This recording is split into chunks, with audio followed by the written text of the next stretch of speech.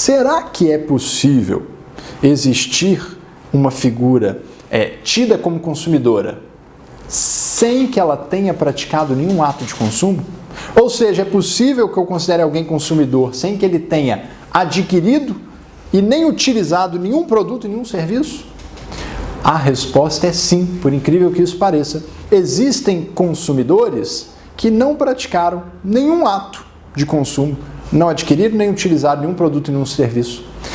Como é que funciona isso? Esses consumidores são os chamados consumidores por equiparação.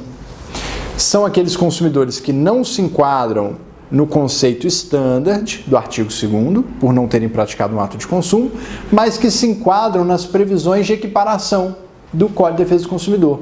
E o Código de Defesa do Consumidor traz três hipóteses de consumidor por equiparação. A primeira delas, o primeiro tipo de consumidor por equiparação que nós temos, está no parágrafo único do artigo 2º do Código de Defesa do Consumidor. Esse parágrafo único prevê que equiparam-se a consumidores toda a massa, toda a coletividade de pessoas que haja intervindo nas relações de consumo. Quem faz parte desta massa de consumidores que haja intervindo nas relações de consumo? Gente, o consumidor potencial, aquele que ainda não contratou, mas que está ali no mercado, sujeito a condições como oferta, publicidade e pode vir a contratar a qualquer momento. Deixa eu te dar um exemplo concreto. As empresas de telefonia atuam por meio de contratos de adesão. Imagine que uma determinada empresa de telefonia tenha lá no seu contrato de adesão, que é um contrato padrão que ela firma com todos os seus clientes, uma cláusula abusiva que estabelece uma venda casada, por exemplo, que é uma prática proibida pelo Código de Defesa do Consumidor. Muito bem, se você pegar lá o artigo 6º do Código de Defesa do Consumidor, ele vai trazer como um dos direitos básicos do consumidor, no seu inciso 5º, a prevenção contra danos. Não só a reparação de danos, mas a prevenção a danos. Significa que aqueles órgãos incumbidos da proteção do consumidor, como o Ministério Público, as associações de proteção do consumidor, a própria Defensoria Pública, podem agir preventivamente em situações de dano. Então o Ministério Público pode, por exemplo, vendo que naquele contrato de adesão daquela empresa de telefonia em específico tem uma cláusula abusiva que prevê uma venda casada, chamar essa empresa e fazer com ela um TAC, um termo de ajustamento de conduta, para que ela retire aquela cláusula do contrato de adesão dela. Ou então, se ela não aceitar, mover uma ação mesmo, uma ação civil pública contra a empresa, pedindo ao juiz que declare a nulidade daquela cláusula do contrato de adesão. E com isso, o Ministério Público está tutelando não só aqueles consumidores, aquela massa de consumidores que já contratou e estão sujeitos à ilegalidade que está naquela cláusula, mas também o Ministério Público está tutelando aqueles consumidores potenciais, pessoas que ainda não contrataram com aquela empresa de telefonia, mas que a qualquer momento podem vir a querer contratar, a necessitar contratar e estarão sujeitos a uma cláusula abusiva. Então o Ministério Público atua o quê? Com prevenção, ele atua prevenindo o dano. Ele vai lá e pede para já tirar aquela cláusula do contrato de adesão antes que novos consumidores, esta massa, essa coletividade de consumidores que age intervindo nas relações de consumo, contrate.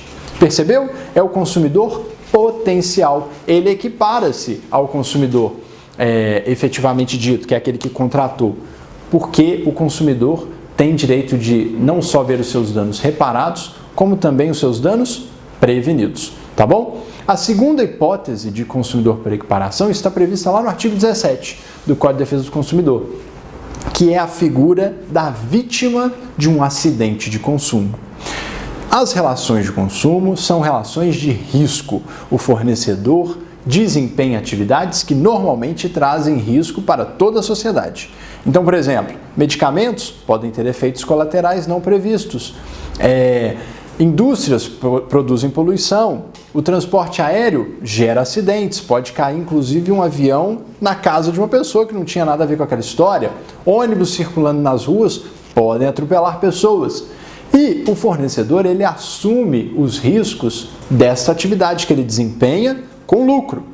Então, o artigo 17 equipara a consumidor todo aquele que, embora não estivesse utilizando nem adquirindo o produto ou um serviço, foi vítima de um risco advindo daquela relação de consumo, daquela prestação de serviço ou fornecimento de produto. Então, vou te dar alguns exemplos também. Esses casos recentes de rompimento de barragens.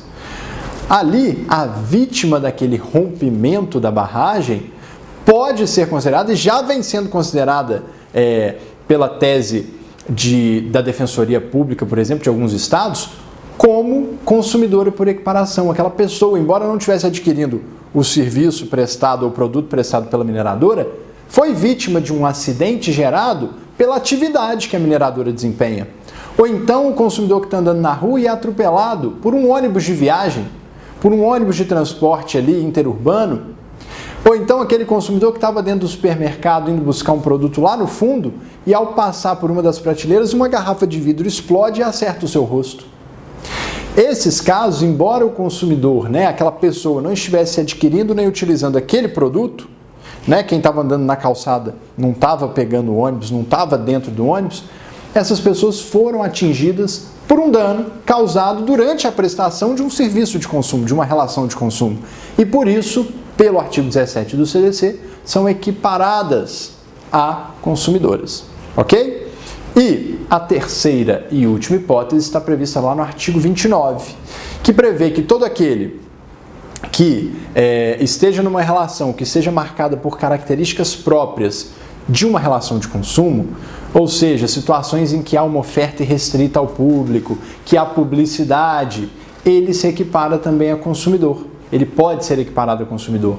Então, há situações em que, apesar de a pessoa estar vendendo um bem dela de forma ali no Mercado Livre, por exemplo, num meio desse de anúncio ao público na internet, embora a pessoa não se trate em princípio de um fornecedor, não é uma concessionária, é uma pessoa física, por exemplo, se ela anuncia aquilo num meio como esse, que faz publicidade, que tem oferta irrestrita ao público, que são características próprias de uma relação de consumo, pode ser que pelo artigo 29 eu consiga equiparar a relação de consumo, o comprador a um consumidor, tá? Isso vai depender do caso concreto, das características. Se a relação que está acontecendo ali tem aquelas características próprias de uma relação comercial, de consumo, com utilização de questões como oferta e publicidade, pode haver a possibilidade de enquadramento de um consumidor por equiparação pelo artigo 29.